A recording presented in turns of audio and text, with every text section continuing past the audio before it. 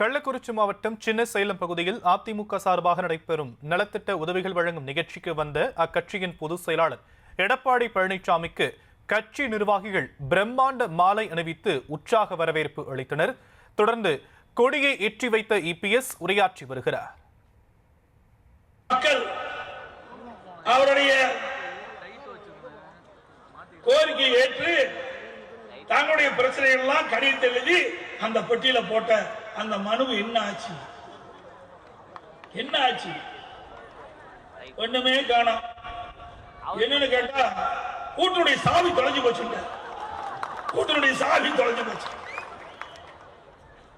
எப்படி நாட்டு மக்களை ஏமாத்துறாரு பாருங்க.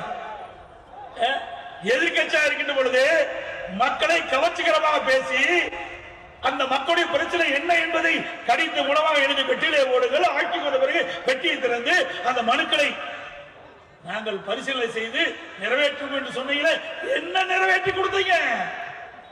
அப்படியே தானே மக்களுடைய பிரச்சனை இருக்குது. எந்த பிரச்சனையும் தீர்க்கலையே. அதோட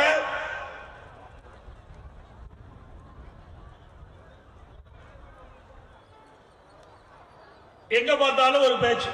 எப்பொழுது பார்த்தாலும் திரு ஸ்டாலினோ திரு உதயநிதி ஸ்டாலின் சொல்றது, நாங்க 1000 ரூபாய் கொடுத்தோம் 1000 ரூபாய் கொடுத்தோம் சொல்றேன். நான் வீட்டுல இருந்து எடுத்து கொடுத்தேன். என்னமோ சம்பாதிச்சு கொடுத்த மாதிரி. அப்புறம் நாங்க கட்டணமெல்லாம் பேருந்து நீக்கணும்னு சொன்னீங்க.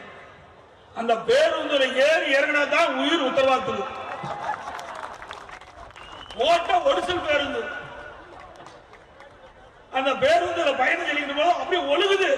கொடையை பிடிச்சிட்டு போறாங்க. நகர பேருந்துல நம்முடைய மகளிர்கள் கட்டணமில்லா பேருந்துல பயணம் செய்கின்ற பொழுது கொடையை கொண்டு போகணும் மழை காலத்துல. அப்பதான் நிலையாக கீழே இறங்க முடியும். இப்படிப்பட்ட பேருந்து இயக்குவதற்காக ஒரு ஆட்சி தேவை. அதிமுக ஆட்சி இருக்கின்ற பொழுது 15,000 புதிய பேருந்துகளை கொடுத்தோம். 15,000 பெரிய பேருந்துகள்.